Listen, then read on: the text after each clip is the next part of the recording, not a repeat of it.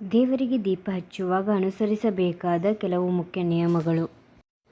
ದೀಪವು ಶುದ್ಧತೆ ಮತ್ತು ಸಕಾರಾತ್ಮಕತೆಯ ಸಂಕೇತವಾಗಿದೆ. ದೀಪವು ಕತ್ತಲೆಯನ್ನು ಹೋಗಲಾಡಿಸುತ್ತದೆ ಮತ್ತು ಎಲ್ಲೆಡೆ ಬೆಳಕನ್ನು ಹರಡುತ್ತದೆ. ಆದ್ದರಿಂದ ಬೆಳಗ್ಗೆ ಮತ್ತು ಸಂಜೆ ಮನೆಯಲ್ಲಿ ದೀಪದ ಬೆಳಕು ಹರಡಬೇಕು ಎಂಬ ನಂಬಿಕೆಯಿದೆ. ಶಾಸ್ತ್ರಗಳ ಪ್ರಕಾರ ಮುಖ್ಯ ಬಾಗಿಲಿನ ಬಳಿ ದೀಪವನ್ನು ಬೆಳಗಿಸುವುದರಿಂದ ಮನೆಯಲ್ಲಿ ವಾಸಿಸುವ ಜನರ ಆಯಸ್ಸು ಹೆಚ್ಚಾಗುತ್ತದೆ ಮತ್ತು ರೋಗಗಳು ಕೊನೆಗೊಳ್ಳುತ್ತವೆ. ಇದರೊಂದಿಗೆ ಲಕ್ಷ್ಮೀ ದೇವಿಯು ಕೂಡ ಸಂತೋಷಪಡುತ್ತಾಳೆ. ಒಡೆದ ದೀಪವನ್ನು ಎಂದಿಗೂ ಬಳಸಬಾರದು. ಹಾಗೆ ದೀಪಕ್ಕೆ ಹತ್ತಿಯ ಬತ್ತಿಯನ್ನು ಬಳಸಬೇಕು. ಪೂಜೆಯಲ್ಲಿ ಒಂದು ದೀಪದ ಜ್ವಾಲೆಯಿಂದ ಮತ್ತೊಂದು ದೀಪವನ್ನು ತಪ್ಪಾಗಿಯೂ ಕೂಡ ಹಚ್ಚಬಾರದು. ಪೂಜೆಯ ಸ್ಥಳದಲ್ಲಿ ದೀಪವನ್ನು ಬಾಯಿಯಿಂದ ಊದುವ ಮೂಲಕ ನಂದಿಸಬಾರದು.